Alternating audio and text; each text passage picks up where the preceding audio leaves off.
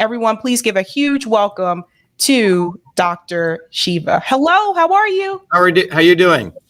I am doing great. Oh, good. I'm glad we were able to connect, and thank you for the opportunity to reach your audience. It's an honor.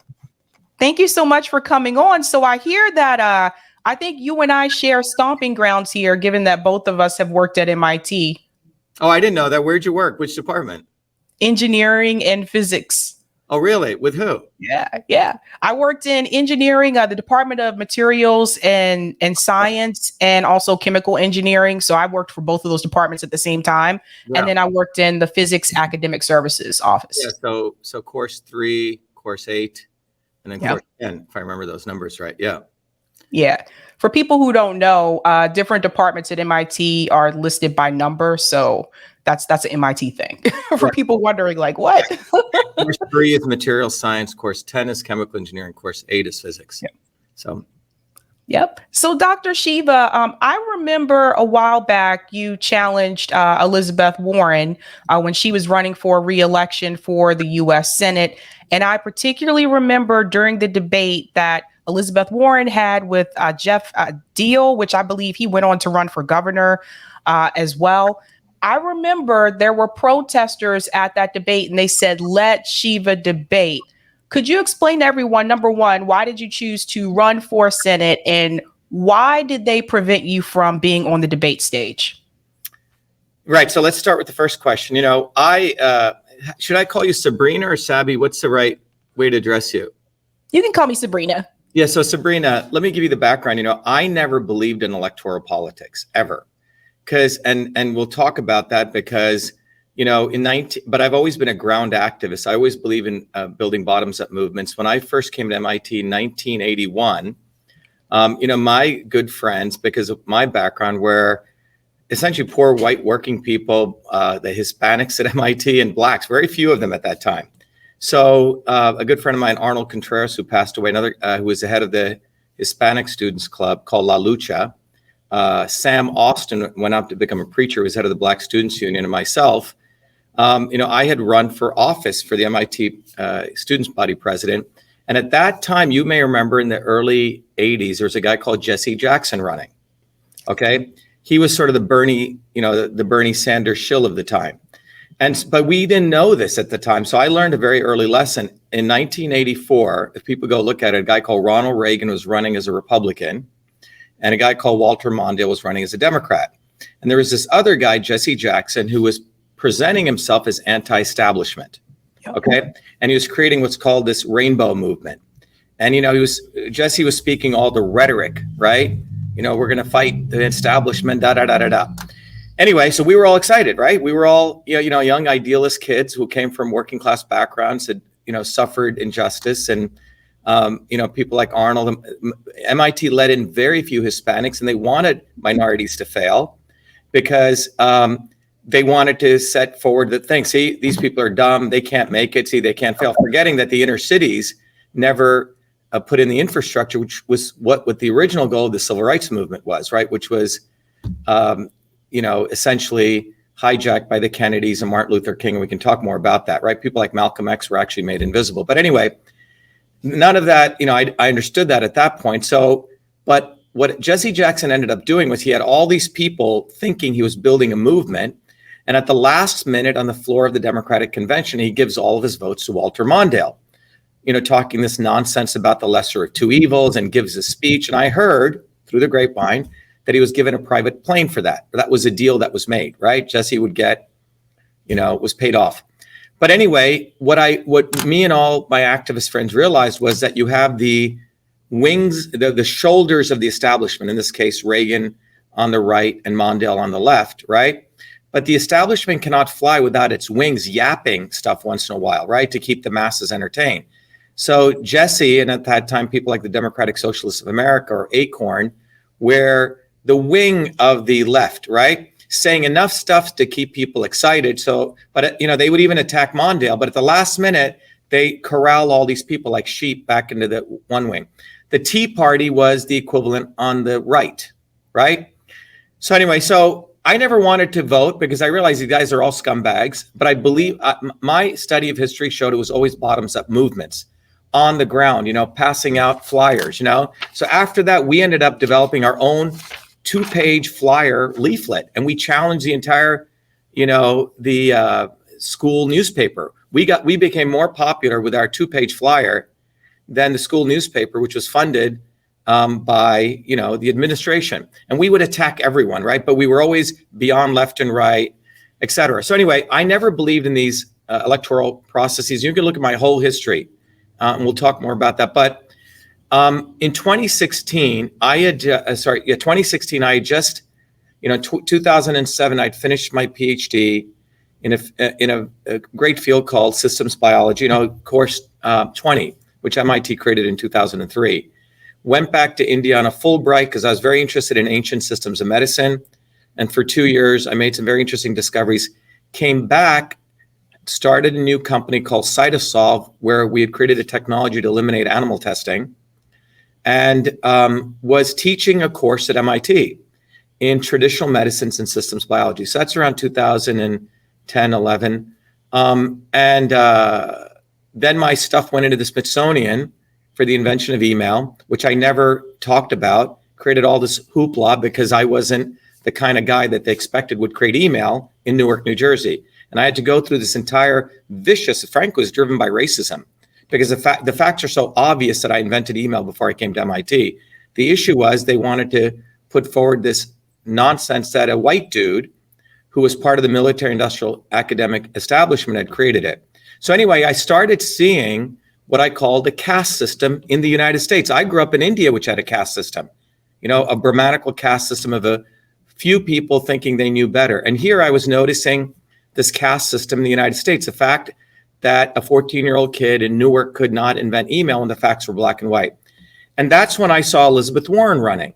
And here's a woman who knows anything about everyday working people, minorities, and she had claimed that she was Native American. Now, it had nothing to do with even her race, but the fundamental issue is she had used race, which was really designed for actual racism, for her advancement. And so I decided to run against her. But we knew, Sabrina, that we had to create a movement, right? Because it was always about creating a movement. It wasn't about, okay, I'm going to run and, it would be illusion to think that you're going to beat this Democrat machine. But we thought the Republicans would embrace me. I mean, am I not what the Republicans talk about?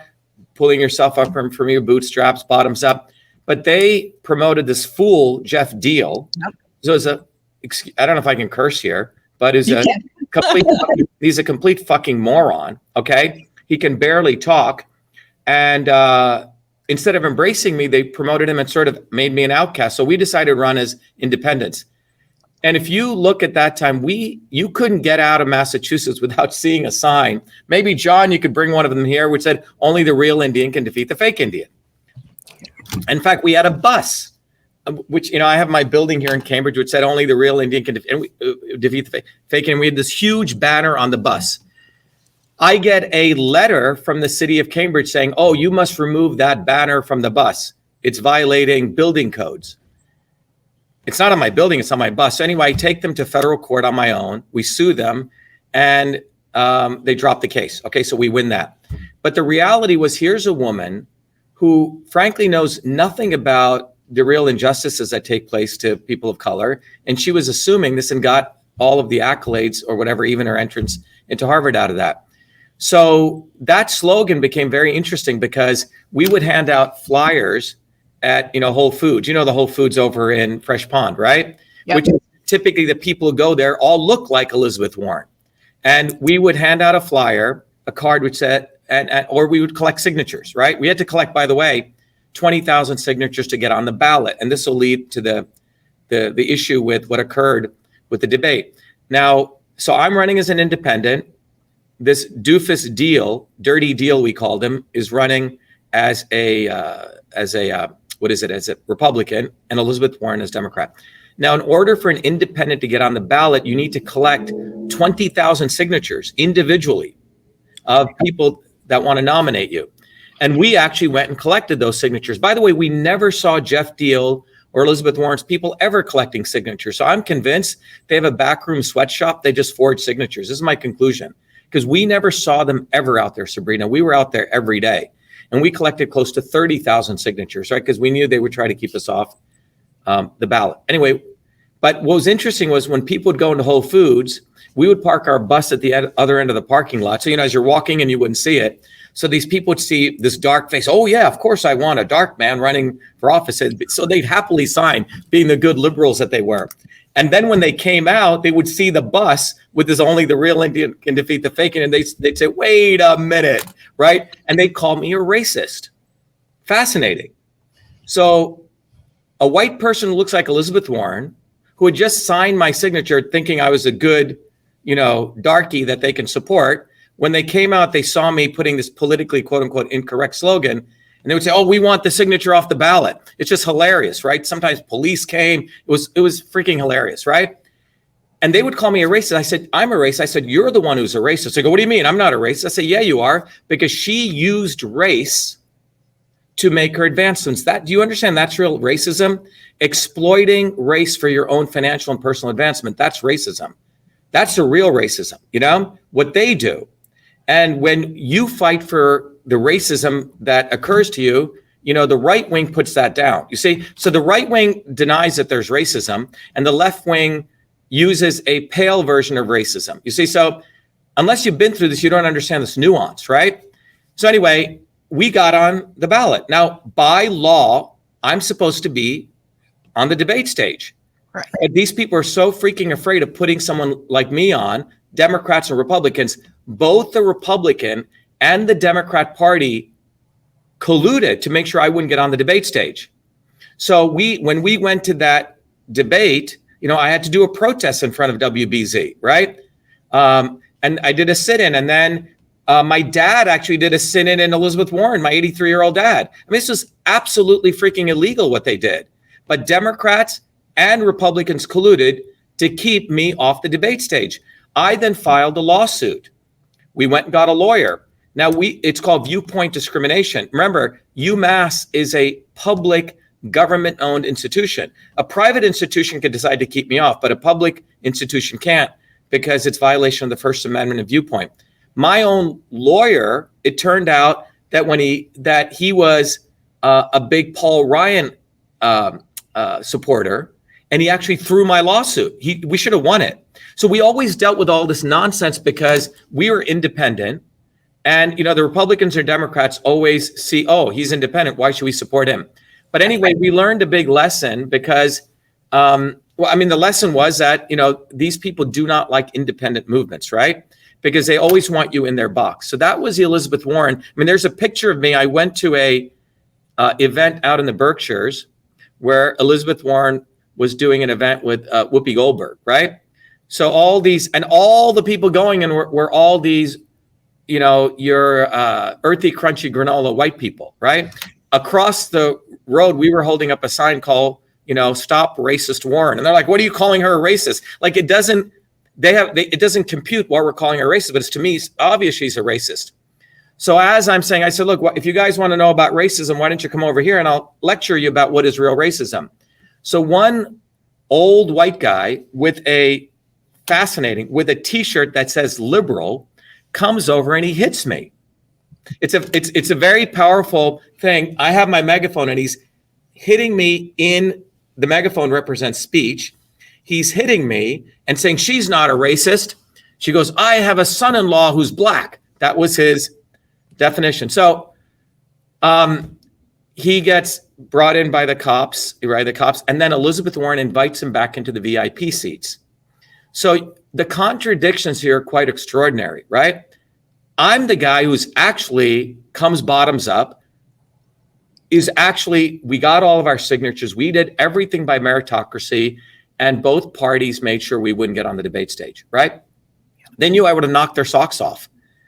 So anyway, the next year, 2020, that's the answer to your question. I keep going, but that was what happened, So our supporters, we went and got to the next debate that was taking place. We went and got there were, I think the room held 100 debate seats, audience. We went at 5 a.m. and our people packed it and we got all the tickets. Legitimately, we got the tickets and they did not allow us to, even our audience, to go into the debate room. Some people got in, and that's what you saw people saying, let Dr. Shiva debate, and then the cops took them out. But this is how entrenched both parties are. They do not want independent people coming bottoms up. They do not want to give them any exposure or limelight. And when you look at a place like Massachusetts, 5.5 million, and this is very similar to other states, 5.5 million people are eligible to vote. Out of that 5.5 million, only 4.2 million register to vote, which means 1.3 million people don't even bother. They don't even believe in the system. Out of that 4.2 million people registered vote, only half of them vote, 2.1 million. And out of that 2.1 million people, 10% are Republicans, which means 210,000 people. 30% are Democrats, which means 600,000 people. And the remaining are independents. Yep. And so if you split that in half, which means less than 1 million people out of a total of 5 million people are determining who gets power, right? So this is how things are happening. And in our election, we brought out a lot of dark matter. We're the ones who forced the idiot to take the DNA test. I sent her a DNA test kit. She returned it. We had a lot of fun with that, right? It wasn't Trump. I did that. Trump then tried to take credit for it. In 2020, Sabrina, we decided to run. We said, okay, we'll run as Republicans because we didn't need to go to the state convention that year. We had to collect, again, 20,000 signatures. And if you remember, in 2020, it was when COVID was taking place. We actually collected all 25,000 signatures because our people went on the ground, collected them. And this time, the Republicans, again, hate me. They decide to run a guy. The only thing they had was a guy with the last name O'Connor. That's all they had. That was their weapon. This isn't a primary. We had 3,000 volunteers. You couldn't leave Massachusetts without seeing these big signs. Dr. Shiva, we'd raised $2 million, $1, $5 donations. We were everywhere, 25,000 lawn signs, 10,000 bumper stickers. And this other guy didn't have anything. And I never believed, by the way, Sabrina, in election fraud. Some people said, Dr. Shiva, the only way you're going to lose this primary is if they cheat you. I said, that doesn't occur. It was like the back of my mind, but not real. And on September 1st, 2020, the results come in and I win in Franklin County, where it's all hand counted paper ballots by 10 points. And in every other place, it was 60-40, 60-40, 60-40, 60-40, 60-40. And that was September 1st. And then the next 7 days, I couldn't believe it. I started learning everything I could about how the election systems in this country worked. And I found out 50 years ago, a Democrat majority had passed a rule called 52 USC 20701, which supported audits of elections because they knew, minorities were getting screwed, and they wanted to make sure you could audit an election. And so a Democrat majority were very supportive of audits. And one of those rules in 52 USC 20701 is that for a federal election, all records must be preserved for 22 months. Okay? All records. Now, you remember, except for Franklin County, all the other counties use these machines. When you put a paper ballot like this into a machine, it gets scanned. Yep. The machine takes a picture of it. It's called a ballot image. That ballot image is what is stored on the hard disk. And the ballot image is what is analyzed by the AI on the machine to say, oh, 1 vote for Sabrina, 1 vote for Dr. Shiva, right, et cetera. Now, by law, those ballot images have to be saved because that's a record that's created in connection with the federal election. So I had found out in a manual of the Diebold voting manual that there is a feature that they put into these voting machines called a weighted race feature. What is this feature? It's a feature that's in the voting machine. So if you got 1,000 votes, Sabrina, let's say you and I are running against each other, and I got 1,000 votes, the feature allows to weight your race. You get 2 votes for every vote you got. I get 0.5 votes, half of the vote for every vote I got. So it's not 1 person, 1 vote, which is a very famous ruling, right? For equality, with the whole gerrymandering stuff that took place many years ago. So that means you would get 2,000 votes and I'd get 500 votes. And that feature was put into the voting machines because many of these voting machines are sold to stock, companies who do corporate stock votes, right? So you may have, or for condominium associations, you may own a 2,000 square foot apartment. I may own a 1,000 square foot apartment. So if we're voting on something for maintenance, you get 2 votes to my 1 vote. That makes sense, right? Because you have more square footage. but those features were left in voting machines. So I used my mathematics background and I did a statistical analysis, and I showed there's no way that this voting pattern could have occurred. So I went to the Secretary of State. You may know this woman, Michelle Tassinari, who is the general counsel to the guy who's called the Prince of Darkness, right? Bill Galvin. William Galvin is the Secretary of State. And I said, look, I want those ballot images. And I gave them my FOIA, which is a public records request. I went with a video camera, and they're gloating behind the window. They're saying, oh, we don't save those images. We deleted them. We don't have to even preserve them. So anyway, I officially give my letter. I said, you have 10 days to answer this public records request. 10 business days goes by, and they never answer it. So I write an email saying, you're violating law if you don't respond to it right now. And that was September 24th. Now you got to understand, we had moved our campaign, you remember, Sabrina, to a write-in campaign. We didn't get, right? So we're still bona fide U.S. Senate federal candidates running, and our volunteers distributed about 2 million of these cards. I don't have them. Yeah, they were these kind of cards, okay? They were like this. 2 million of these cards we distributed everywhere. 2 million cards, which said stop election fraud, Dr. Shiva for Senate, write-in. And so I'm still running. I'm on Twitter, which is the platform for politics, right? And I have, I would do a tweet and I'd get 30,000 retweets. That's how much traction I had. My followers were real. So when I tweet out, I said, Massachusetts deleted ballot images. Because in the communications I have with the Secretary of State, I said, where are the ballot images? We don't have to send them to you. I said, show me the law. She doesn't write back the law. She gives me something else. I said, you violated federal law.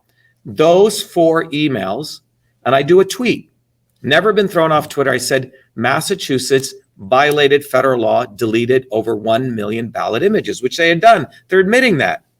Well, I get thrown off Twitter within 24 hours. Yeah, I remember I remember that, because I know that Twitter has been, especially back during that time, they were heavily targeting people who would make even that type of statement. And the same thing with Jill Stein. Jill Stein used to get a lot of traction on Twitter, and then it was like a couple years ago they started to suppress her as well. But I remember this happening. Go ahead. Yeah. So what you have to understand is, but I was saying a factual statement. Ballot images were deleted. So when I get thrown off, they have these fake fact-checking companies, which the social media companies hire to validate. Oh, we threw them off because, and that fake fact-checking company says ballots were never deleted. I never said ballots. I said ballot images. And then they said, Dr. Shiva was thrown off and we contacted the Secretary of State. So and this was in Reuters, I believe. And they said the Secretary of State told us the government, that's what the Secretary of State is, had contacted Twitter to silence Dr. Shiva. So think about what I'm saying. It wasn't Twitter did this on their own, the government. Right. First time in history, the government contacts a social media company to silence a political candidate who was criticizing government. This is a foundation of the First Amendment. Political speech is the most protected form. We're supposed to be able to say stuff against the kings, against this government, right? That's why we have the First Amendment. So I knew I had a First Amendment lawsuit. I couldn't find any lawyers, Sabrina. All these guys are pussies, okay? Because they all want to be friendly with the government so they get their deals. So I had to file the lawsuit on my own. I'm never in federal court. So I filed a lawsuit, saying this is a First Amendment violation. Now that's a lawsuit. Now something even harder to get in front of the court is something called a preliminary injunction, which is a preliminary injunction.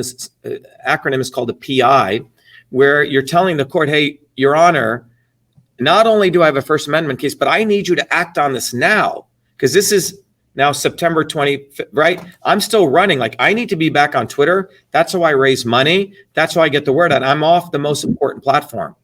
Well, the judge decides to accept our hearing, which is unheard of. Judges do not like PI hearings, because if they accept a PI hearing, they're doing it because they believe you have a meritorious lawsuit. That's the only reason. So I go into court, I think in mid-October, October 10th. I informed this fool, fucker Carlson, who claims, the right-wing guy who talks a big game, friends with Hunter Biden, right? Hunter Biden wrote his son his recommendation letter. So they're all part of the swarm. And I thought, wow, this guy should be involved. He claims he's a First Amendment guy, right? Nothing. Okay. No call. And I've talked to him before. And then I go into court by myself facing 3 Harvard lawyers from the Secretary of State. And the judge I have to address a very important thing called the Blum test, which is something I guess people learn in law school. And I hadn't learned it, but I had done the homework and I had written a pretty good brief. And the judge had me argue that. The Blum test is to show that this was state action, that Twitter didn't do it on its own. It was compelled by government to do it, right? And that's a violation of Twitter could throw me off because they have First Amendment rights too. But right. I argued that successfully and the judge was quite impressed. The Attorney General, who's a Harvard-trained lawyer from the Secretary of State, Adam Hornstein, he thought this case was done. He didn't even bother preparing for it. So the judge reams him out. He goes, this guy's not even a lawyer and you're not even prepared. What kind of lawyer are you? That kind of thing. And people can go read the transcripts. Anyway, so that takes place. So I proved the theoretical framework that I had a lawsuit. And then we start cross-examining the social media director of the Secretary of State's office because we wanted to find out how I was thrown off. This is critical. So the judge says, so what happened? She goes, oh, we saw him putting out these tweets saying ballots were being deleted. And then, which was not true. I said ballot images, right? She left out the word images. And the judge says, what did you do? She goes, well, we were very upset. So what did you do? Oh, we contacted Twitter. And he goes, oh, how did you do that? Oh, we have a portal. And he goes, what do you mean? Right. A portal? He goes, we have a VIP portal, a special portal for government has exclusive access to Twitter. Now, violation of, First Amendment. It's like red flag, Well, can we come back to that because I actually that leads us into the Twitter files. But I have a quick question. I want to get into your campaign really quick. Sure. I noticed your campaign video. There was something that you pointed out, and I showed this to my audience, and I think people need to pay close attention to this. I want to show this really quick. This part here, when you mentioned the establishment and the people who we thought were not a part of the establishment, but they still simped for it. I just want to play this little part right here. I never wanted to run for political office. All that changed when I saw working Americans as never before being duped by the establishment and the not so obvious establishment. Across left and right, we were being sold out and made to forget why we came to America and why America existed. Lawyers. So it's this part here, this part when you said we were sold out by the establishment. And you showed, let me silence it really quick. You showed Hillary Clinton and Bernie Sanders. And I think this is the part that I tried to stress to my audience. I said, notice it's not just Hillary and Trump. You also called out Bernie Sanders. And I want to hear from you. Why did you consider Bernie Sanders to be the establishment? Great question. Okay. Sabrina, I'm so glad we're doing this. Okay. Because this is the heart of why there has been so much suffering in the United States and the world. And the heart of that, I'll put up this diagram, which you may have seen. See that diagram there? You know what that diagram is? That diagram, that red line is a life expectancy rate of US people over the last 70 years. You see how the red line is going downward? Mm-hmm. And the other is the other industrialized nations. If you use this as one performance indicator, and remember, this is from 1970. Well, you had Jimmy Carter, you had Reagan, you had the Bushes, you had the Clintons, you had the Obamas, you had the Trumps, you have the Bidens, Democrat and Republican. This graph, no one wants to talk about it except me because I understand biology, I understand health. It's something I'm dedicated to. That means a life expectancy, and probably it's worse for minorities, okay? Or worse for poor people, is going down like this. It's a parabola going down. That means the policies of all of these characters, the swarm, as I call it, a multi-racial, decentralized, bourgeois group of Brahmins, right? The modern day Brahmins, has been screwing over everyday working people, black, white, everyone, okay? All races. And it's their policies. And it's not any one thing. It's not the vaccine, right? So all these people, it's a vaccine. No, It has to do with Obamacare. It has to do with the vaccine. It has to do with poison. It has to do with the fact we have the income inequality puts so much stress on people's lives and relationships. We know the number one reason people live long, number one reason, is because of close family ties.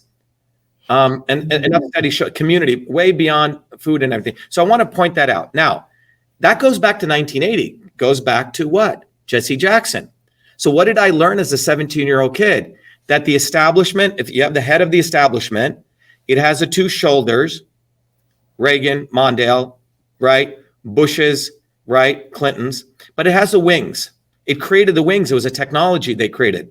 They created the wings to flap. Sometimes Bernie Sanders would say shit against Clinton, right? But he's still their boy. He just says enough. And that's what Democratic Socialists was. They're the social democrats that, the Bolsheviks and the Leninists and the revolutionaries talked about, right? Many, many years ago, if you look at theory, the Democratic Socialists are the flappers or wings who just say enough to keep the masses entertained. Now, that's political theory. See, I learned that as a 17-year-old. And that's why it's very important to study political theory. It's like you have to understand the laws of physics, like, we study at MIT. Once you understand Newton's laws, then you can go build an airplane. But if you don't understand these laws, you're going to build bogus political movements that are always going to fail. So I understood very clearly that the establishment has the wings. The right wing had the Tea Party. And then they used Ron Paul for a while. Then they brought in fucking Trump. Trump's goal was to fill in that vacuum. So the right had he was Bernie Sanders of the right. Okay. Bernie Sanders was a Bernie Sanders of the left, or the Trump of the left. And this is a very important dynamic. And when I studied political history, Sabrina, I realized this occurred around 1950.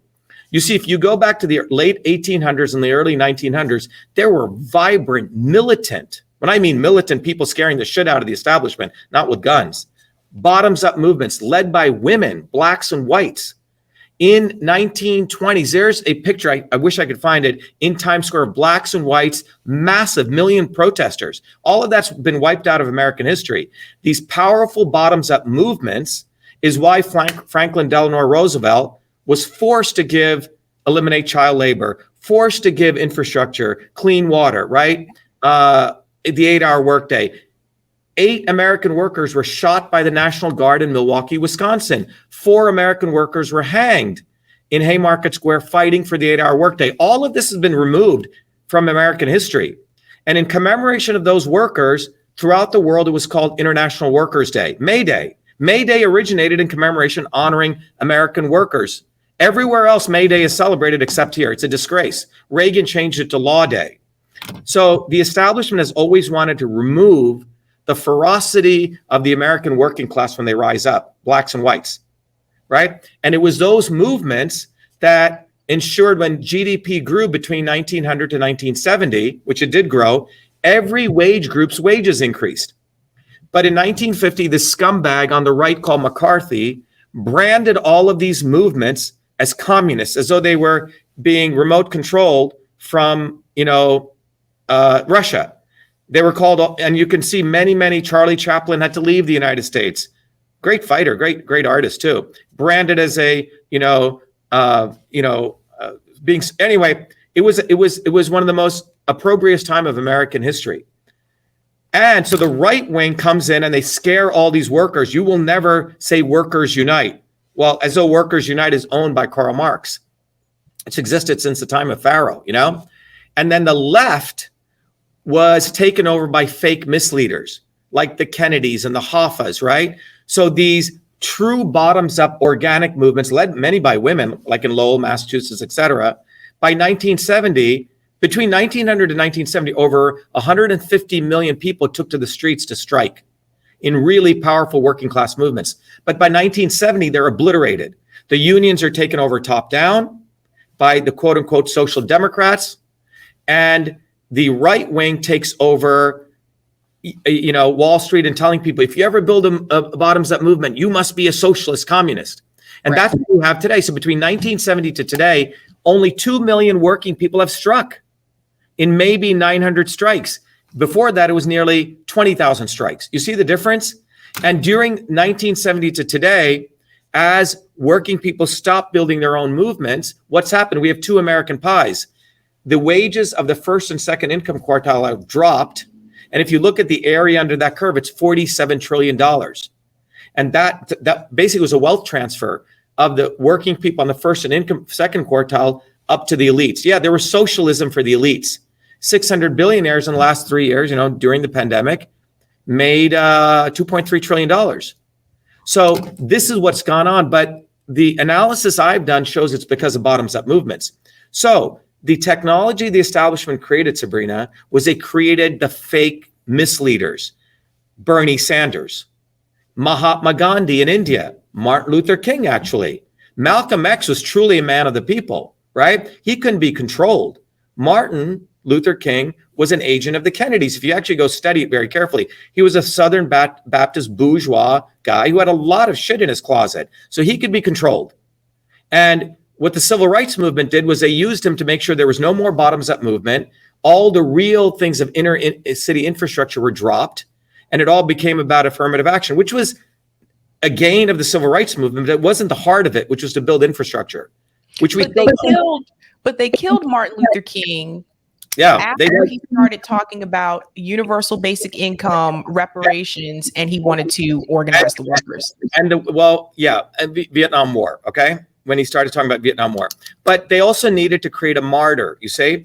This is a portion of this which is hard for people to believe is the establishment creates the martyrs it wants. So people don't dwell deeper, because Malcolm was coming to a very, very different point in his life. He'd broken from ultra-Black nationalism. The last speech he gave was, I believe there will ultimately be a clash between the oppressed and those who do the oppressing, but it will not be based on the color of the skin. He was moving to workers' movements, and he was executed 2 weeks after that. So they do not want one of us, articulate people who come bottoms up, non-Brahmins like myself. They want us to stay in our lane. I should have ideally become a professor at MIT, right? Paid homage to the Brahmins and become some, elite, running like this douchebag Vivek the snake, that's what they expected of me. But the problem is that I never forgot where I came from. I have deep, deep anger and hatred for these people because they are scumbags. They know what they're doing. They know how to lie to people and cheat and slither. And I've seen it. And I never forgot the working class communities I came from. So the bottom line is that background theory I give you is when you study history, you say, wait a minute, before, when you built the bottoms up movement, they would just shoot you. Then they realized, shit, we can't do this. We are going to create our heroes, and we will have them mouth the same things that they want to hear, and those people will be like poverty pimps. And that's what Jesse was, right? That's from, you go read Mahatma Gandhi's work in India, 1920s, there was a bottom up revolutionary movement. They actually wanted to have a good revolution like America had and kick out the British. India had never had that for 300 years of massive abuse. So they fly in this guy, Gandhi, who is an absolute racist. He did nothing for the Black or brown people in South Africa. He was trying to help the very wealthy Hindus in the Transvaal region get trading rights. He was a buttoned up lawyer, who loved the British. And so he comes into India because this booming revolution was going to occur. So the British needed him. They put him in this white garb and spectacles, have him say some shit, sound like a spiritual leader, give him a spinning wheel. It's all an act, but he gets promoted. How does he get to walk all around India? And every other bottoms up leader was executed. So he gets made the hero. And what he does, Sabrina, he transfers power from the British Brahmanical elite to the Indian Brahmins. So the British had put all their brown people in place who bow down to the British. So in fact, the Indian document of 1947 is not called the Declaration of Independence. It's called the Transfer of Power. Think about what I'm saying. It's called transfer of power. So the elites, they studied this. They've created a technology. They will create their anointed ones, push them and market them on people, give them visibility, whether the person and the person may know it or not know it, right? But they're controlling, it's controlled opposition. So I knew this. So when I saw Sanders run, a very good friend of mine, you may know her, Lori Sesnick. Lori was Bernie's entire New England, captain or something. And she's a smart woman, Harvard neuroscientist. So she comes to my house. She goes, Shiva, you must support Bernie. He says all the right things you say. I go, Lori, he's going to fuck you over. She goes, what do you mean? I say, mark my words. He will be on the Democratic convention stage. He will hug Hillary and he will say why we should support Hillary. She goes, no way. I've been told by Bernie he will not do that. I go, Lori, you're so fucking naive. I saw this when I was 18 years old. Do you understand? He's part of the establishment. That's his role. That is what he's supposed to. He's their innovation, their technology. She goes, no, no, no. She says, fuck you. And she walks out of my house. Never saw her for 2 years later. Then she calls me years later saying you were absolutely right. So this is why political theory is so important, because if you don't get it wrong, she wasted 2 years of her life. And this has been the recurring process, Sabrina. This is why this curve is like this, because they have scumbag after scumbag after scumbag. They have a whole farm league of Bernie Sanders, AOCs, Donald Trumps, Tulsi Gabbards, Vivek the Snake. They breed these people on the wings, you say, who mimic my words, not just enough to capture. And they, by the way, with social media right now, they're watching this video. They're watching what's moving people, and they literally steal our messaging points. Ooh, Dr. Shiva said, shatter the swarm. Yes. Use that. Ooh, bottoms up movement, revolution. Let me put that in. So what would you do differently, Dr. Shiva? Because Bernie Sanders right now, and I'm gonna get into this later tonight, Bernie Sanders is going on to every mainstream media outlet. He was speaking recently in New Hampshire live in front of not necessarily a large crowd anymore, but speaking in front of people, basically trying to encourage people to still continue to support Joe Biden. And he's claiming the economy is great. I think the rest of us know differently that the economy is not doing well. What would you do differently with the economy if you were president? What would you do that Joe Biden is not currently doing? Yeah, so there's two sort of questions in there, right? Why is Bernie Sanders doing this, right? And then what would I do with the economy? Look, Bernie Sanders, we have to remove all these rose-colored glasses. He has a job, just like Thomas Massey has a job, like Rand Paul has a job on the right. These people just talk a good game. They're like the Bernie Sanders of the right. Their job is to split the American people so people are always attached to thinking the establishment is going to do something for them. I hope people understand this. That's his role.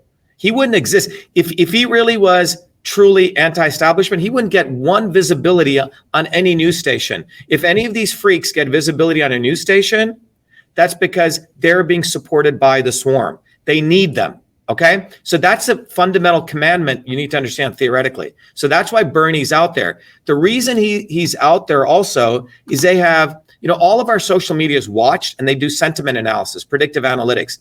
They know right now in history that the people of the world, not only in America, because of a lot of the work that I did in 2020 with all humility, exposing Kennedy, exposing Trump, all these things, the not so obvious establishment. I like clipping the wings. That's what we need to attack. The shoulders are easy. We need to clip the wings of this establishment.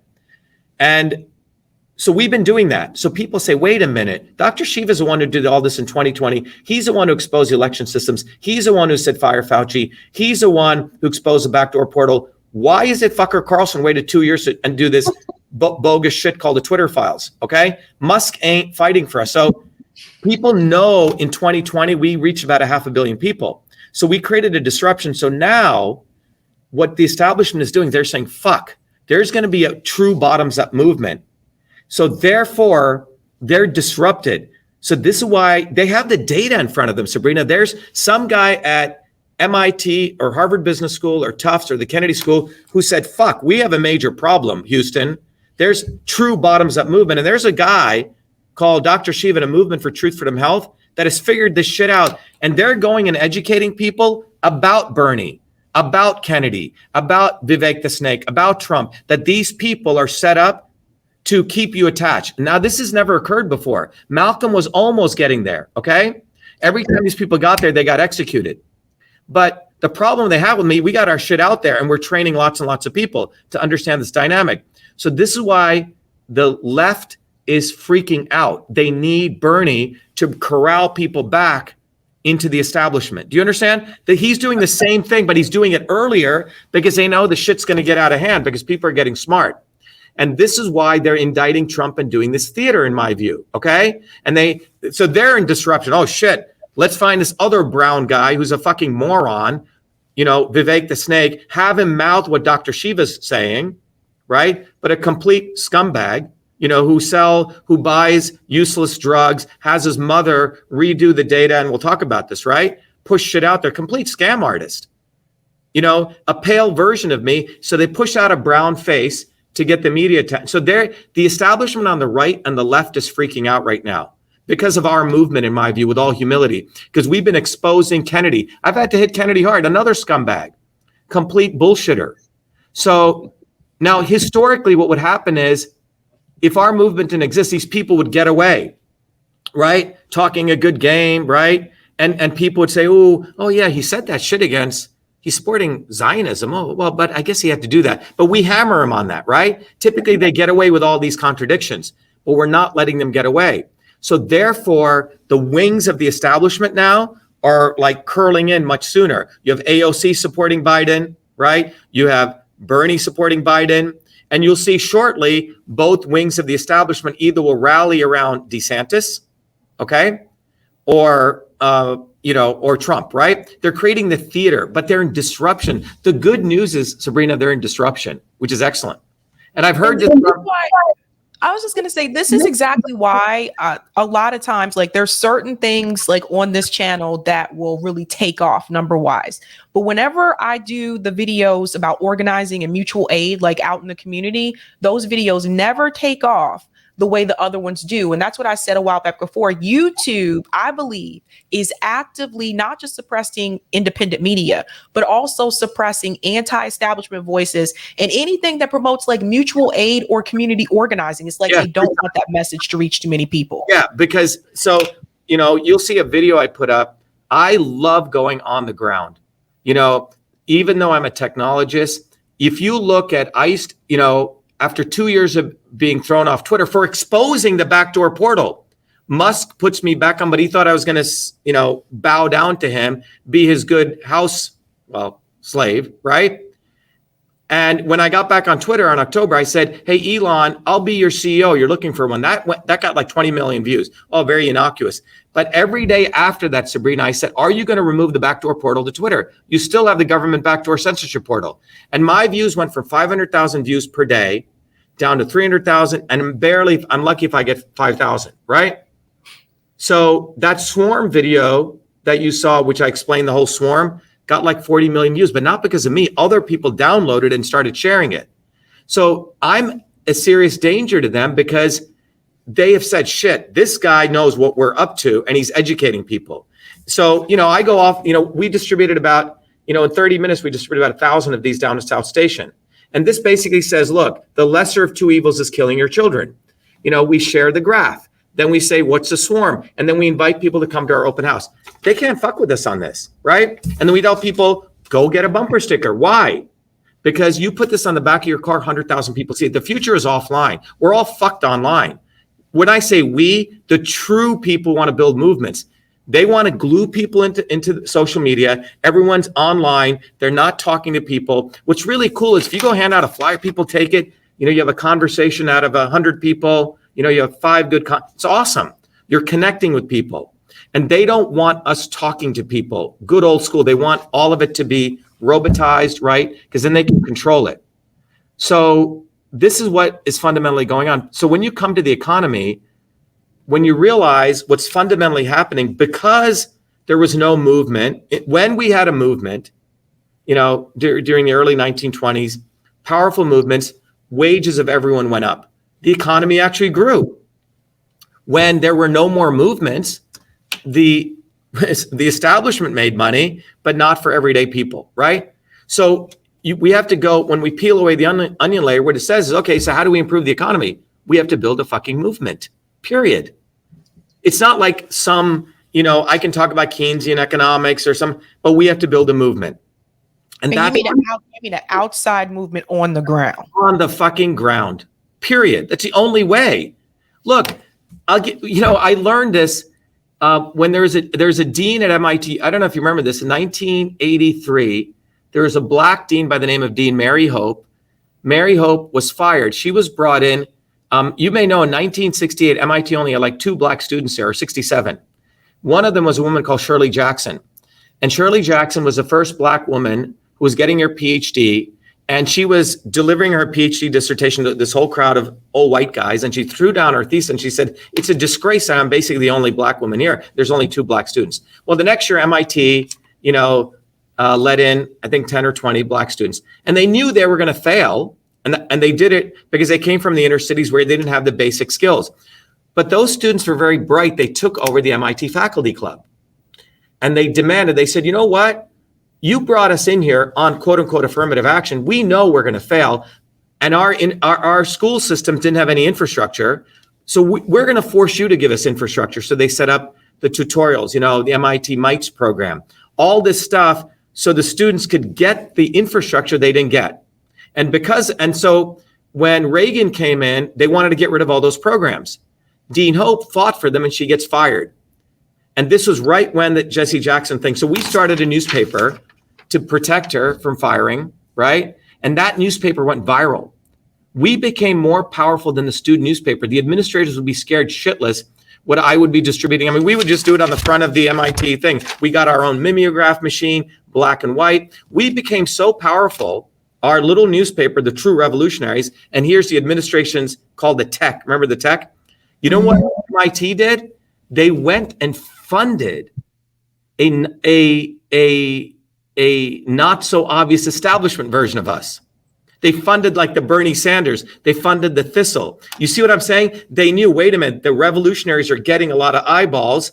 We have the right wings or the establishment. So they created a newspaper. So I'm telling you, they have this down to a science. And I saw it in front of my own eyes. So what I'm trying to say is that this, they can't screw with because there's more of us than them. So we have to get on the ground.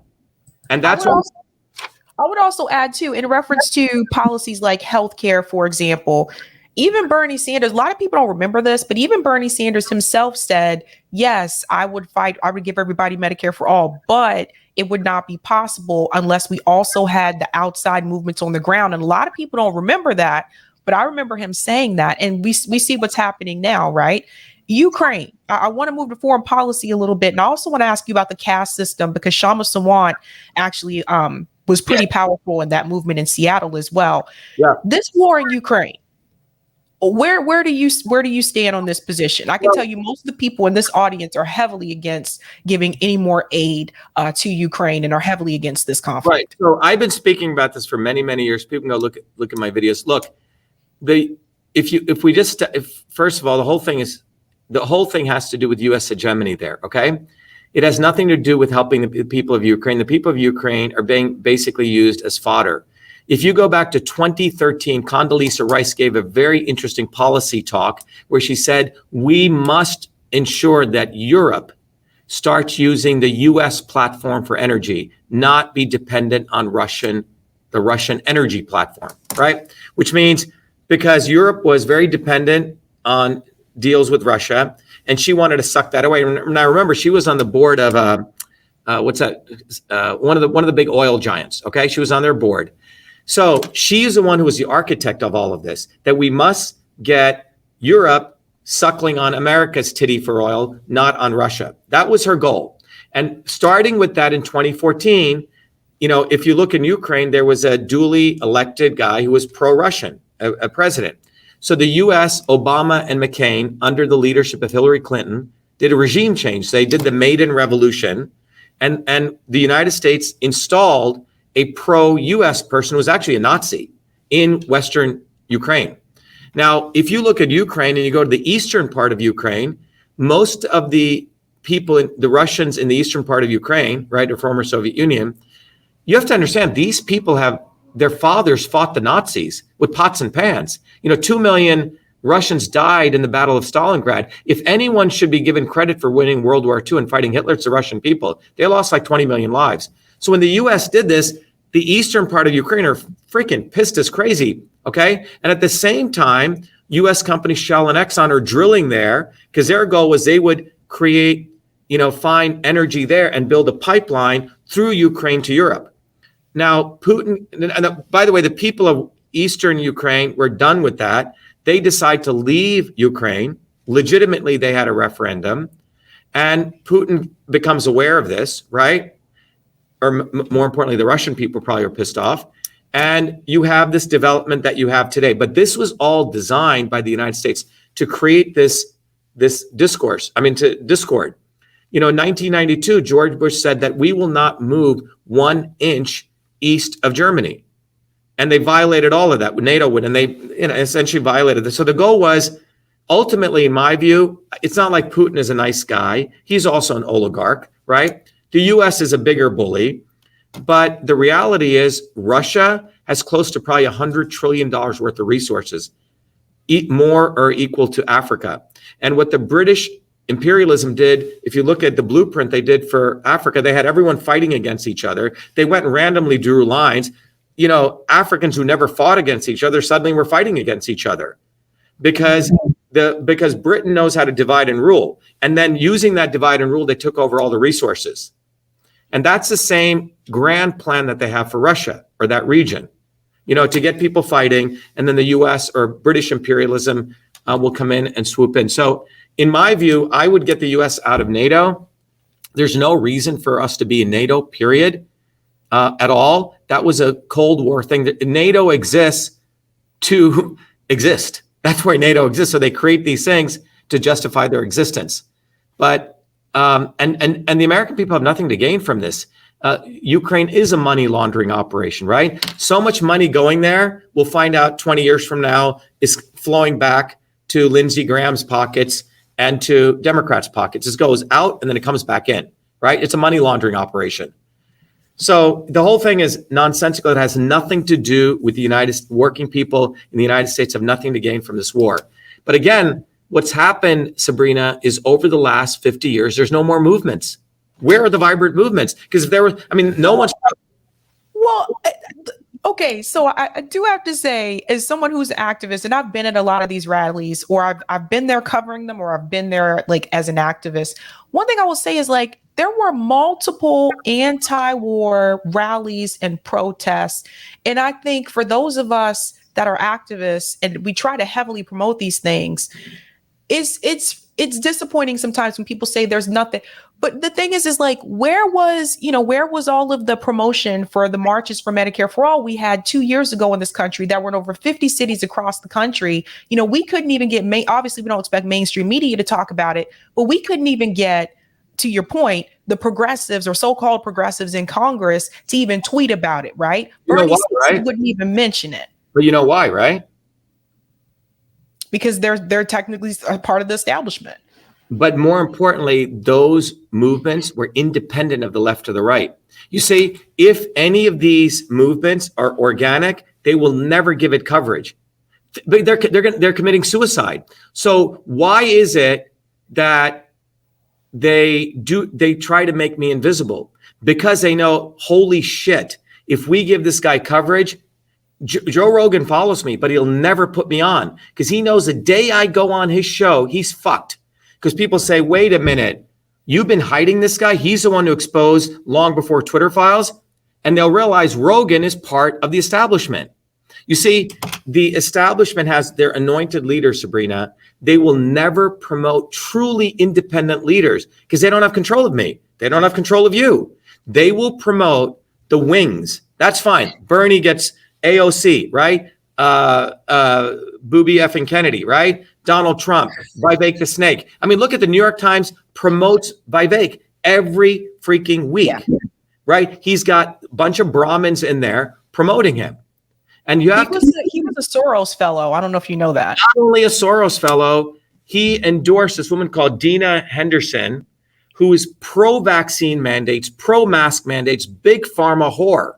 And he gave her $2,700 in 2016, promoted her Maximus and endorsed her. And I just tweeted about this and she just blocked me. Okay.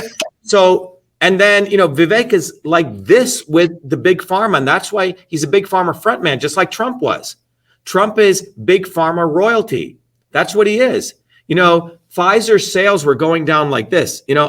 Being in the field of biological engineering, Pfizer's sales went from $65 billion in 2015 down to $45 billion in 2019. They were tanking. They needed the quote unquote vaccine. And that's why Trump said, I'm against big pharma. Well, you took $1 million for your inauguration, and he did the V for them. And then Biden carried it on. If you don't forget pro or anti-vax, look at the big elephant in the room. Pfizer's revenue is tanking, and then they go up like this. And that's all you need to look at. Now, no one will talk about that except me. Well, I think part of it is because of the censorship, to be honest. I mean, Jimmy Dore, have you been on Jimmy Dore's show? No, Jimmy Dore won't put me on because he thinks Robert Kennedy's the best thing since sliced bread. And Dore needs to be slapped upside the fucking head. Well, don't. No, seriously. No, because when I exposed Kennedy, Jimmy Dore, this is what I'm saying. I am very uncompromising on this. If I'm out here and all the work I've done, these people do not cover me. Either they're jealous or they know, wait a minute, this guy's truly independent, but fucking Jimmy Dore was endorsing Kennedy. Kennedy's not a fighter. He supported lockdowns in the middle of 2020. Everyone should go look. Jimmy said he's supporting Cornel West. Well, let's see. He was speaking and maybe now he's shifting a little bit because people have been calling him out. But if he's gonna put Cornell on, he should put me on. But he knows a day. Talk to me. I think he would. I mean, Jimmy's brought on pretty controversial. Well, let's see, Sabrina. Let's test him. No, test him. No, write to him and test him. Let's test him. So, Jimmy Dore, if you're listening, and if you're not a pussy, put me on. Because don't pussyfoot around. Because I'm a ground activist, and we have created a movement. It's global right now. And I've done everything beyond the call of duty. It was in 2020. I mean, if you go back in 2020, I maybe got 2 hours sleep, 2020 per day. It was like a PhD thesis exposing the election systems. I was fighting in federal court by myself, doing my own briefs and running my company. I mean, the Herculean shit we did in our movement, just to give credit where it's due, was extraordinary.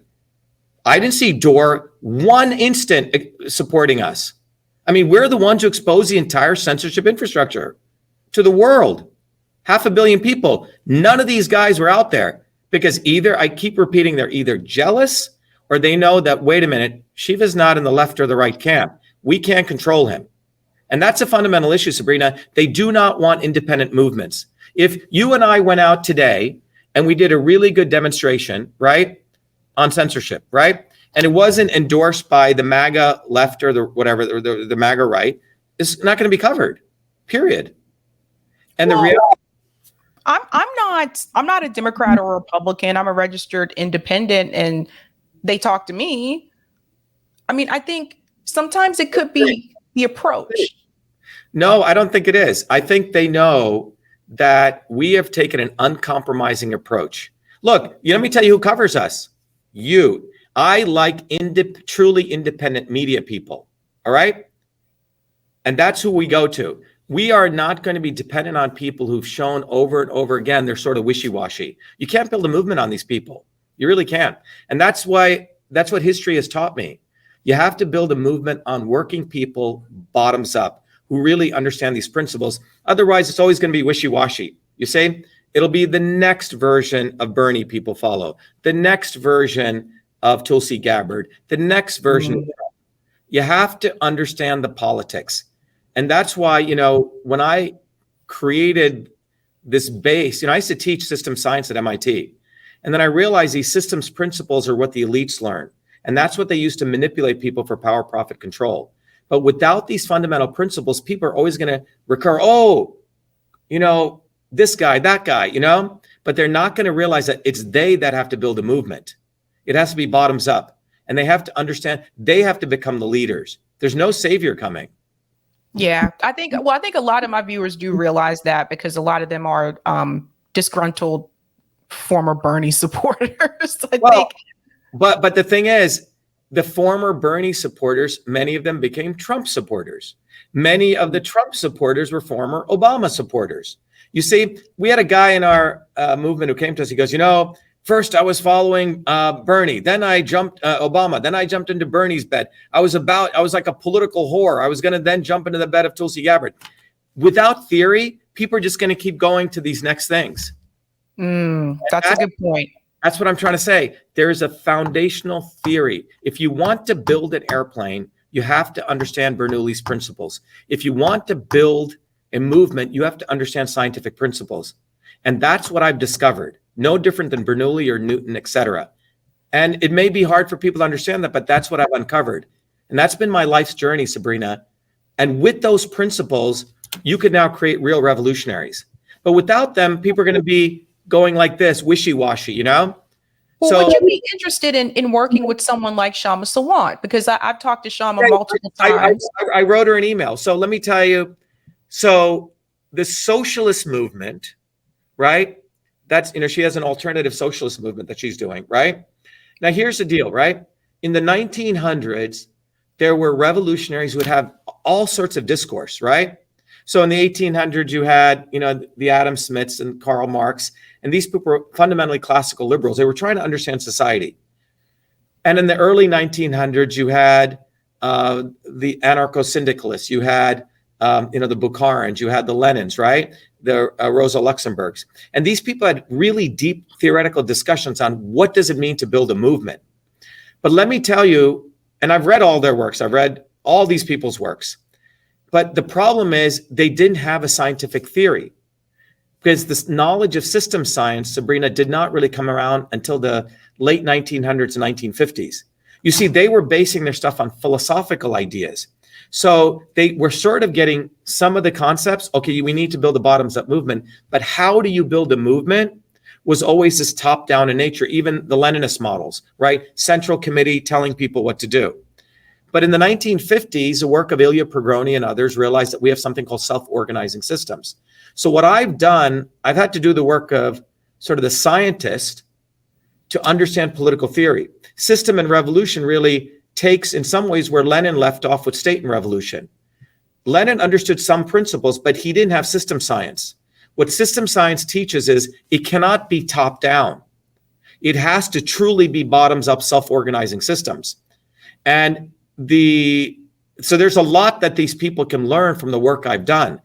Now, in the 1920s, there used to be discourse, but we haven't had someone do the theoretical work. Now, I've spent a lot of time doing the theoretical work. It's like, imagine being Isaac Newton, who figures out the fundamental laws, right, of motion, or Bernoulli figures out, and that's what I've done for political theory, which integrates it with system science. So that's why I'm so, you know, adamant, uncompromising about this, because it's not like my opinion. It's fundamental engineering system science. So as an MIT guy who studies engineering, what I'm saying is there's fundamental principles of how to build a movement. And we better learn them now, because the elites know it. And well, I will say, like, Shama is working on a workers movement called Workers Strike Back. Yep.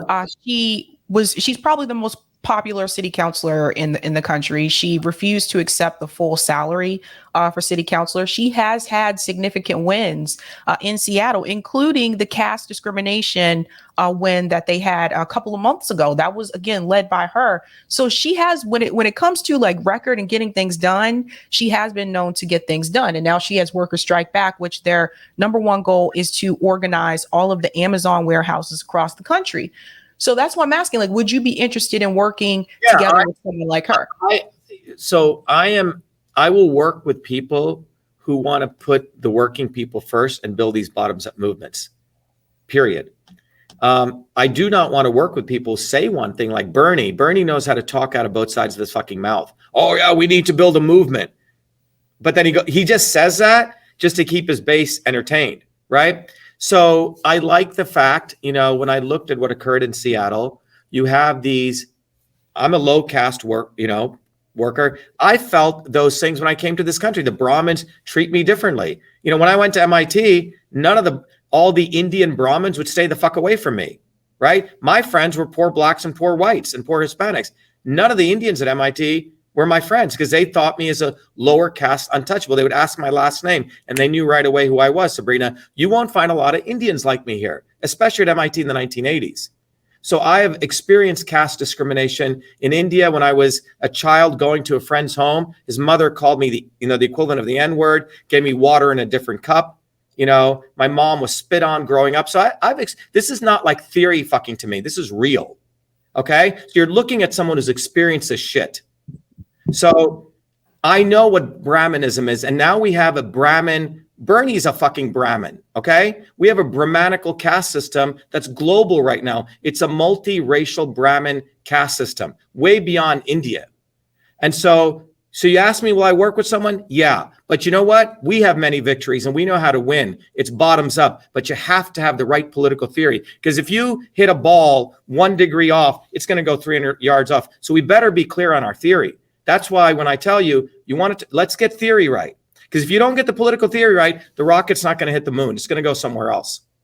And that is why theory is important combined with the activism. How many times have people done these major demonstrations, right, only to be misled? Because who was leading these demonstrations? Was it truly bottoms up? Or was it a bunch of people in back rooms saying, okay, we're going to have the March on Washington. You give the I Have a Dream speech. Well, Malcolm wasn't there, right? What the fuck's I Have a Dream? What about what's going on now? A lot of people in the audience are saying, what do you mean a dream? What about actual things right now? You see, so the elites are very clever at even taking over a movement, Sabrina, and they will control them. Okay, I remember in the whole medical freedom movement, fucking Kennedy and his people, we were building the bottoms up movement that stopped the vax mandate. They were telling people, ooh, don't say that, don't say this, do this, right? They actually come in and control movements. So these people are fucked up. I'll give you another example. MIT had investments in South Africa, right? Apartheid in the 1980s. So we organized, so there were 3 groups. One group is the establishment of students. Oh, it's good we're sending money to the poor blacks. We're helping them, right? Another group of the white liberals. Well, we should work with the administration. Let's not be too raucous. They'll work with us, the typical white liberal elites. Well, we, meaning the bottoms up people, you know what we did? We said, look, it's nice for you white liberals to talk about someone 10,000 miles away, but none of you guys I was living in Dorchester at the time, right? Because I lived off campus. I don't see any of you guys even going to Roxbury, Dorchester. How about this? We interconnect the movement for apartheid in South Africa with organizing the food service workers here. You see, they didn't want to do that because now it's real. It's not being a liberal elite. Oh yeah, I want to help the black people in South Africa. Well, what about freaking black people right here? So when we did that movement, again, 3 trends: the not so obvious establishment, the establishment, and us. So I organized a demonstration that went from BU up Comm Ave across a Mass Ave bridge.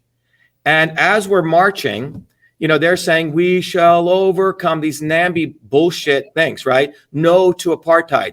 So we take up a slogan, apartheid in South Africa, burn it to the ground. And everyone loves it. Yeah, it sounds violent, but everyone loved it. Why? Because we were matching the actual shit that was going on in South Africa where people were being beaten and shot to death. So 5,000 people are chanting this very powerful militant slogan. And all these white liberals run around and say, oh, you can't say that. That sounds too violent. Ooh, that's not an authorized slogan. We say, shut the fuck up. You see what they try to do? They try to control the natural anger of people. And that's why we have this fucking curve. Because you have, Jimmy Dore, okay? Jimmy Dore doesn't know my journey. Because if he fucking did, he would have had me on in 2020. So when he puts me on, great. But until then, who I support, Sabrina, are everyday working people. And I will never forget them. And that's who we need to mobilize with their anger, with their cuss words, with their approach, which is not going to fit their diplomacy. Because they want us to be diplomats, talk in their way. I'm not going to do it. And that's what's going to win it. Because you know what? We're going to get more of this shit. Look at the results. And this is what we need to look at. So when people say, oh, why are you cursing? I say, well, you know what? That comes out of me naturally. And don't fucking try to control my language. Because language is thought. And if I feel anger, it comes from my journey. And you haven't walked in my fucking shoes. You haven't had people spit at you. You haven't had people try to steal your invention. You haven't had people, when we exposed the backdoor portal, fucking Tucker Carlson didn't say anything for 2 years. Glenn Greenwald didn't say anything. These are dweebs. They just say enough. They don't do what's right at the right time. In 2020 is when you should have spoken up, not after the fact, trying to promote Elon Musk as a fighter for free speech. I'm sorry, where Elon Musk begins and government ends, nobody knows. Every one of the prizes, SpaceX, $7 billion from government. Tesla, wholly dependent on government carbon tax subsidies. Twitter, dependent on Section 230. He's a government man. So he's fighting for my free speech? No fucking way. So, Dr. Shiva, I totally hear, one last thing before we wrap it up. I totally hear where you're coming from on a lot of these issues. One thing I will say, it kind of seems like you're mad at everyone.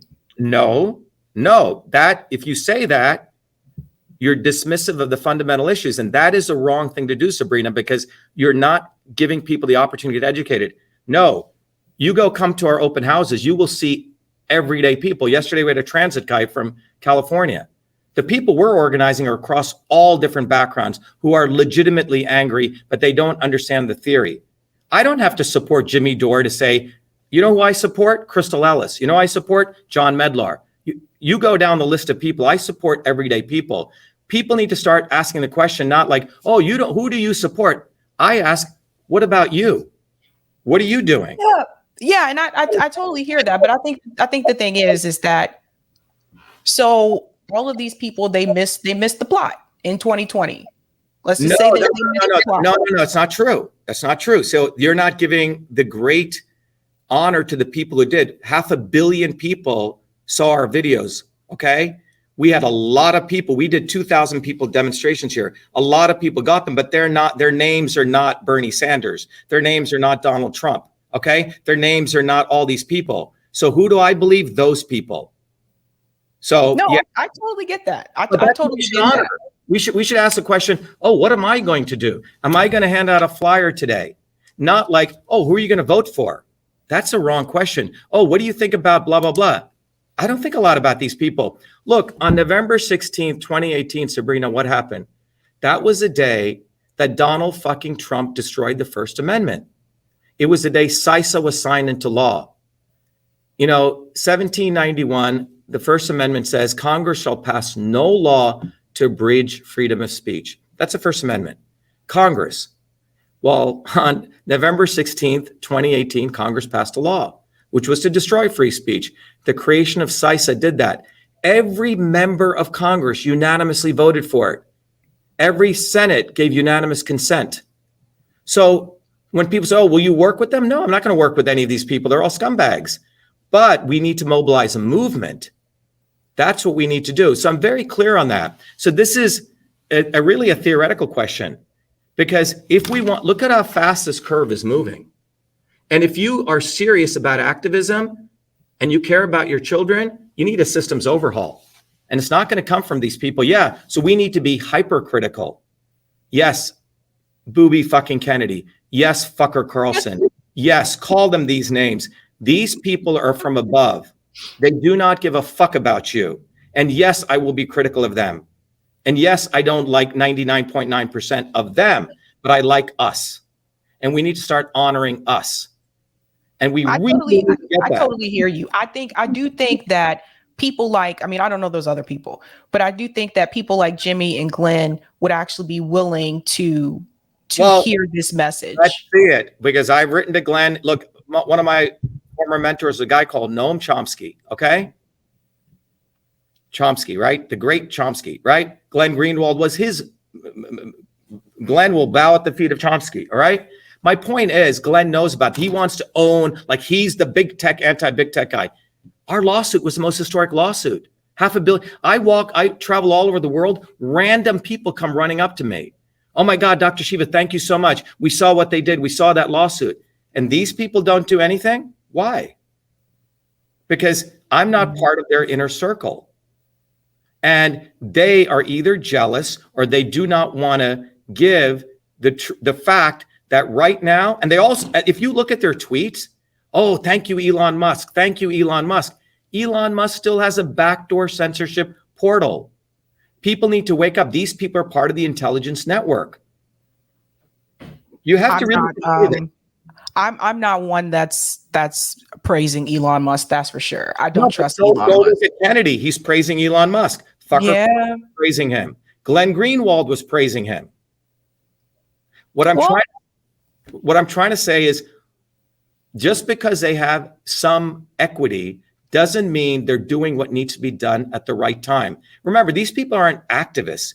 They write about shit after the fact. They want to win a Pulitzer Prize. They want to get a movie. They don't want to do shit when it needs to be done. Delayed truth is deadly, Sabrina. In 2020, we have it in front view. Government has a backdoor portal into Twitter. We win the lawsuit. We get the injunction. We find the playbooks. Now you wait 2 years later, after all the damage is done, to do Twitter files, which is a limited hangout smokescreen, plagiarized from our stuff. That's all entertainment. What did you do when the shit was hitting the fan? These are all good points. I totally hear where you're coming from. We're talking about someone who is in the trenches fighting. And it's like you're a Marine fighting and you want air cover. They were nowhere there to be found. They're scumbags. And the only thing is they concealed our lawsuit. And the problem is, Sabrina, good people like you and others, this is the education they have to overcome if we're going to really win. They think, oh, well, Glenn is a nice guy. He's done some nice stuff. Jimmy's a nice guy. Well, where the fuck were you when the shit was hitting the fan? You have to ask that question. It's like the Holocaust is taking place or a building is burned down. Fireman comes. Oh, yeah, I'm here. Yeah, isn't it awful? Well, where were you when the building was burning down? We ran the Fire Fauci campaign. We exposed Fauci. We collected 120,000 signatures. None of these people were there. But you know who was there? Our people, bottoms up people, not these people. So I learned a lesson when I was 18 years old. It is the custodians at MIT, the food service workers, and we really need to honor these people. Yeah. And I'm being very serious about this. Jimmy Dore, come on over here. Why don't you honor someone like me who comes from nothing, a low caste fucking non-Brahmin? Fuck, yeah, that's why I'm pissed off with these guys. They talk a good game, but they will not put me on. It's a litmus test. Are you real or not? I can show you the emails to Glenn. It's all up on winbackfreedom.com. They sat on it. Well, I can reach out to Jimmy. Do it. I think he should have a conversation with you. I think it'll be a good conversation. We've had people say you should reach out. Heather's reached out. I've reached out. Zero. Their silence says everything. You're looking at the real fucking fighter here. I don't need to fucking do this, but I do it because I've never forgotten where I came from, Sabrina. And everything I have, I've earned. And if you look at our movement, we have 500,000 people now in 120 countries. No advertising, bottoms up. So why is it I go to Mexico, random people say, oh my God, Dr. Shiva, I saw what they did with the election fraud, da. So we have become highly visible. These people make us invisible, actively. That is a disgrace. Well, I feel the same way in reference to in reference to like activism, I feel the same way. Like when we were trying to organize marches and things like that, I mean, most of the larger independent media channels would not bring us on to promote actions. Most of them would not. And I've spoken at Assange rallies. I've gone to anti-war rallies. I've covered these things myself. But the one person who would bring us on to promote it was Jimmy. So again, like I can reach out to Jimmy. I think it would be great for both of you to have that discussion. Yeah, let's do it. But he should follow principle, not like friendships. You say it should be done on principle. You see what I'm saying? Like, wait a minute. Look at this guy's history from 4 years old. I mean, my history is not one of my personal integrity. Booby fucking Kennedy says my personal integrity and my public integrity are two different things. Like, what the fuck are you talking about? Is this the level that we're teaching people? Like, you can go fuck all sorts of people, screw your wife over, murder people, but outwardly you're going to look great. Like, fuck off. Like, these are the people we're supposed to, as leaders, raise people's standards, give people, hey, you can look at my entire history. You will see me in 2007 when I'm getting my PhD at MIT. I pull out a huge banner, US out of Iraq. Half of the crowd booed me. On the other half, gave me a standing ovation. I was the only lone voice. MIT had a fucking stupid speaker. They should have been talking about that. So my whole life has been doing the right thing at the right time. And I can say that with not any arrogance. And some people, oh, he's speaking arrogant. Like, fuck off. That's what I did. Because I try to get credit for what I do. See, they don't like dark people, especially Indians, speaking like this, because they have in their mind, an Indian's supposed to shake his head like this and say what to do, you know? They have this idea in their head. And I break that mold, and that really bothers them, Sabrina, and that's the racism. And I want people to become alert to that. Jimmy should think about his own racism. Is it because I don't speak in the way he wants me to speak? I'm not saying him, but in general. You see, they're typically used to a certain framework of what people are supposed to talk like. You're supposed to stay in your lane. Yeah, I speak aggressively. Yeah, I speak tough because it comes from my heart.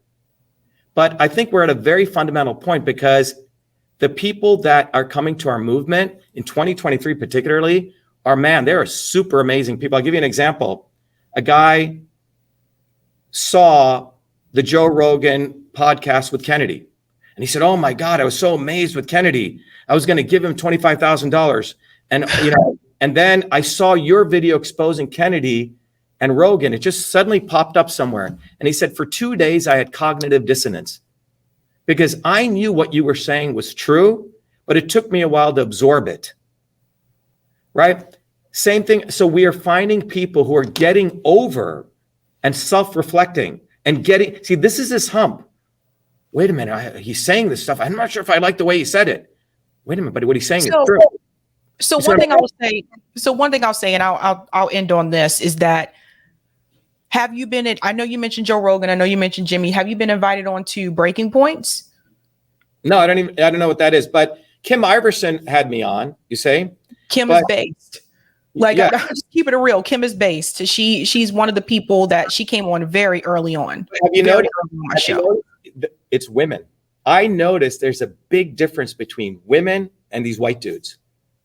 Say it.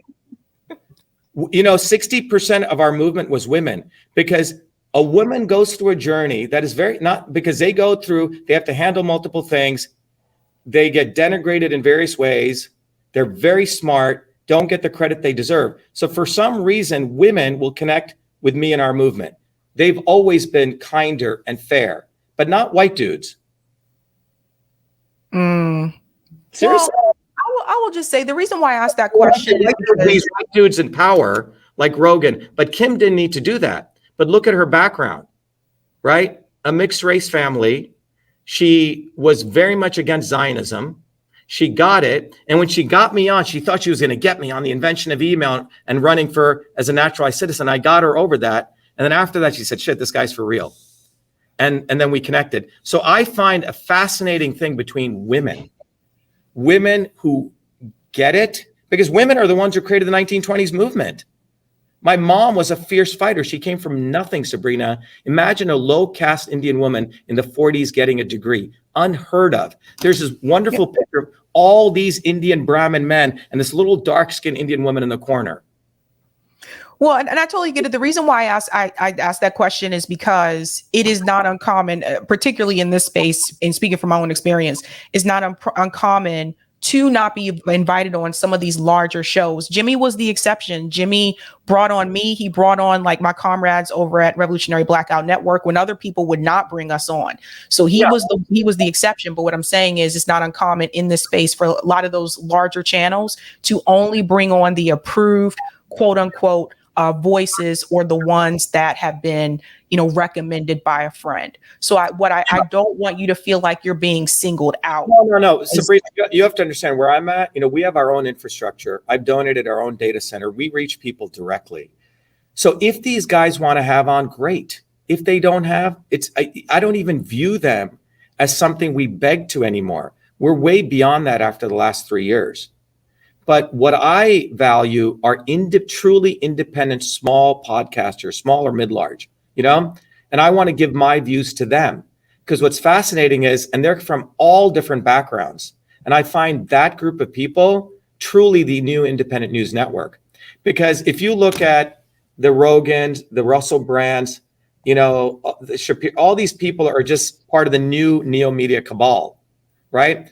And these influencers, as you know, get paid money on the back end through agencies, right? So they are in some ways worse than the old legacy media because they can be controlled and consolidated in very powerful ways. The future is offline, and the future is truly independent people. So, you know, that's where I'm at. You know, so none of these people have ever given me anything, Sabrina. So I don't expect them at the age of 59. They didn't give me anything when I was 4 years old. Why should I? But you know who's helped me was everyday working people. Period. And that's who my, you know, when I created the first email system, the women were my customers. The doctors in that medical school in Newark used to treat them like dirt, but they gave me great ideas. They were my customers. So to me, working people, everyday people are the people who are my heroes because that's where I come from. And we need to honor them. And the movement must be built on them, not on these other people, because they go with the wind, man. If they get views, they'll do it. If they not, they're too flaky. I hear you. Well, Dr. Shiva, thank you. Thank you so much. I have a time crunch, but thank you so much for coming on. And everyone, please be sure to visit Dr. Shiva's website too. Eric, can you put the link to that in the chat as well so people can see it? The two things I just want to say, Kim, is everyone should go to Shiva for President. Everyone works, get a bumper sticker, put it on the back of your car. Those of you who want to be a little more active, right? We've open sources. You can download this flyer, hand it out to as many people as you want, okay? And it'll force you to have a conversation with people. Those are the two things people can do, Sabrina. It's getting on the ground and really starting to honor and value your neighbors, the people who work for a living, and build those connections, you know. And anyone out there who wants to do, you know, are independent, truly independent podcasters, you know, I want to support that. But thanks, Sabrina. You're awesome. I'm glad we had this conversation. Thank you so much. Be well.